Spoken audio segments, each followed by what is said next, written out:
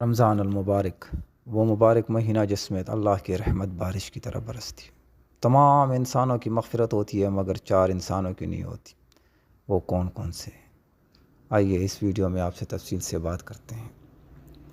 ابو الحیث سمرقندی رحمۃ اللہ علیہ اپنی سند کے ساتھ حضرت ابن عباس رضی اللہ تعالی عنہ سے روایت کرتے ہیں کہ حضرت محمد صلی اللہ علیہ وسلم نے ارشاد فرمایا، جنت کو شروع سال سے آخر سال تک رمضان المبارک کی خاطر آراستہ کیا جاتا ہے اور خوشبوؤں کی دونی دی جاتی ہے۔ پس جب رمضان کی پہلی رات ہوتی ہے تو عرش کے نیچے سے ایک ہوا چلتی ہے جس کا نام مسیرہ ہے، جس کی جھونکوں کی وجہ سے جنت کے درختوں کے پتے اور کواڑوں کے حلقے بجنے لگتے ہیں، جس سے ایسی سریلی آواز نکلتی ہے کہ سننے والوں نے اس سے اچھی آواز کبھی نہیں سنی ہوگی۔